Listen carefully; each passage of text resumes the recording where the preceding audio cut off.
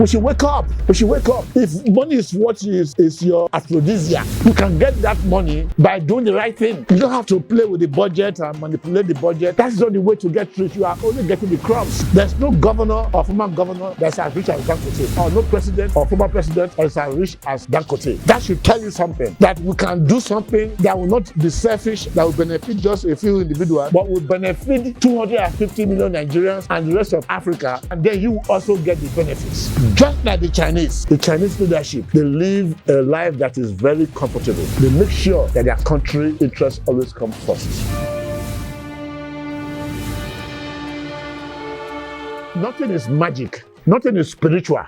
Everything is a matter of science. STEM. S-T-E-M. Science, which is physics, chemistry, and biology. STEM. T stands for technology. E stands for engineering. Engineering is to design the product, and technology is to manufacture the things. And then M for mathematics, which is a language of science. You have those four combined. What we are doing in Nigeria today is just the scientific aspect, theory. There is no engineering, there's no technology, we just focus on theory. Or we have written so many books. You become a professor because you publish 300 articles. Barbadash. It's useless because we don't need to create new technology. The ones that have been created already, let us use those ones to develop our country, to manufacture what we consume, so that we can also export, so that we don't have to import, so that we don't have to waste our foreign exchange to import things that we can make here in Nigeria. People think that we are completely useless as black people because we have made ourselves to look like as if we are useless. Whereas we have a lot of intelligence. It's just that the intelligence that we have been applied wrongly. They apply it on how to manipulate. They call it political engineering. How you are able to remove this person from here and put another person and all that. Okay, I want you to know that you can become very, very rich if you do the right thing. All the people that ever served Nigeria as president, as governors, whatever they were able to, by hocus pocus, whatever they were able to gather for themselves and hide somewhere, none of them will be as rich as Dangote. Dangote did this by producing products and selling, manufacturing goods. Dangote started to expand exponentially when his refinery took off. He's even beginning to expand multi-exponentially now that his fertilizer plant has come into fruition, where he's going to be producing fertilizer for Africa and export it to other countries. You saw what happened between Iran and Iraq and the USA when they were fighting. All the Gulf countries that we said, oh, they are Arabs, they are Muslims, they are non-intelligent. We now discover that most of the fertilizer that are produced by the Gulf countries because they know they have gas. Gas is the feedstock for producing fertilizer. Gas is the feedstock for producing explosive. Christmas time will come now. We'll start spending millions of naira and dollars to import in bangers. I will used to say, Happy New Year, Happy New Year. I will have everything right here. We can make them and export to other countries. We should wake up. We should wake up. If money is what is your aphrodisiac, you can get that money by doing the right thing. You don't have to play with the budget and manipulate the budget. That's not the way to get rich. You are only getting the crumbs. There's no governor or former governor that's as rich as Dangote. There's no governor or no president or former president that's as rich as Dangote. That should tell you something, that we can do something that will not be selfish, that will benefit just a few individuals, but will benefit 250 million Nigerians and the rest of Africa, and then you also get the benefits. Just like the Chinese leadership, they live a life that is very comfortable. They make sure that their country interests always come first. They are manufacturing things. They are going to exploration. They manufacture more ships than any country. They manufacture more iron than any country. They produce more iron ingots than any country. They produce more aluminum than any country. 40 years ago, China was an agrarian country. Through good leadership, focused leadership, they were able to transform their country. I want us to have confidence in ourselves. I've been talking about this message. Like I said, I'm going to continue to talk until I join my ancestors, because I know this is the way forward. Unlike many people who are in government, I don't even have a visa to any country. My children are all here in Nigeria. We are going to sink or swim on the ship of Nigeria. So my hope is built on Nigeria. All my eggs are in the basket of Nigeria. So it is with many people. It's only people in government that have 3 to 5 passports. The moment they hear there's a crisis, they jump on the next plane and fly away and go and start calling from there. Hi, it's Nigeria. For those of us that have no option, that must be here. Those of us that believe that Nigeria is the only place for us, that we are not going anywhere, we are going to stick here. Everybody should come together and start thinking. Encourage people in government to start thinking that it is possible. It is very simple the way I said it. 1, we have gas in a place like Obden, just 85 kilometers from the city. Let government encourage our people to set up a turbine plant there that can produce electricity 24/7, because that is the only problem that is keeping us behind, electricity. Once we have that, plants to manufacture different products will be brought in. Expatriates that know how to run these things will be brought in, and then we start manufacturing things that we consume here, just the way Dangote has done it. We need to replicate what Dangote has done. You can have more refineries. Don't say, oh, Dangote has a refinery, nobody else can have a refinery. Do you know that Singapore doesn't have a drop of oil? They are one of the largest countries in terms of capacity to refine crude oil. That is why their GDP is huge. That is why their per capita income is very huge. Ours is just about 1,000. If you talk of just like Singapore, you should be talking about $60,000. $60,000. Now we are talking about 1,000. What do they have? Nothing. Japan, what do they have? Nothing. They come here, they buy our liquefied natural gas and send it to Japan and make Jeep and make Hilux and make different Toyota cars, different products, bring them here.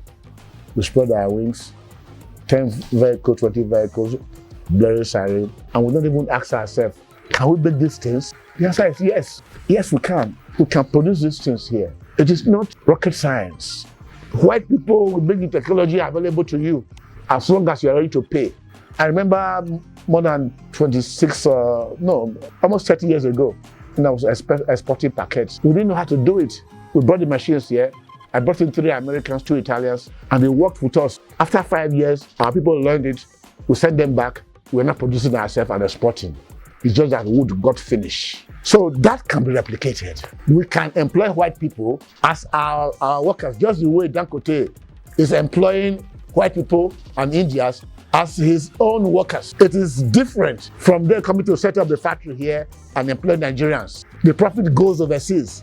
We have so many Nigerians that are hardworking that need to be encouraged. We need encouragement to change the trajectory of Nigeria. The way things are now, if we continue without focusing on how to start industrializing Nigeria, 10 years from now, Nigeria will crumble. Because about 1, every year we have to borrow money. The money that we earn from oil is just about 25% of what we produce. The rest go to foreign countries that are, or the companies that are producing the oil. They are the ones that own the factories or the machinery for exploration and drilling. So they got the bulk of the money. So if we are only making 15 trillion naira from the oil and gas that we are boasting about, and then we are only making about 24 trillion from the tax that we are talking about, those two put together, they are just sufficient to service our debt. So every year we have to borrow to be able to finance our budget.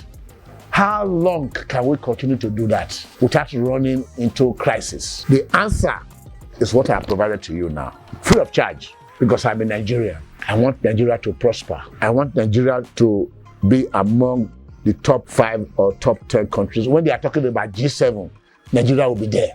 South Africa is an ant when you talk about Nigeria. If we were to really exploit our full capacity, the struggle to convert coal into petrol, what we have sitting in front of us, naturally, the struggle to do it, and then Nigerians run away from here because white people managed South Africa up to 1994, and they created an economy that was almost industrialized to the level of Europe.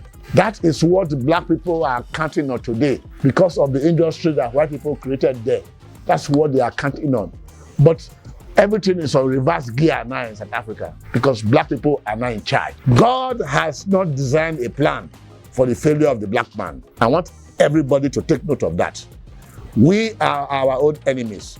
We fail because we don't believe in ourselves. I want to challenge the president to believe that we can do it. I want to challenge the president and the governors to believe that we can do it. To focus on how we can have industry set up where there is gas, produce electricity right there, and start manufacturing finished products right there.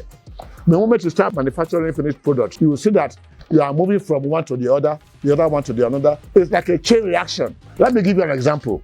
Look at bauxite. We have bauxite in Nigeria. I don't know the quality, but there's quality bauxite in Guinea, which is just about 3,000 kilometers away from our shore. Imagine if you can import bauxite into Nigeria the way China is exporting bauxite into China. And what is bauxite used for? To produce aluminum.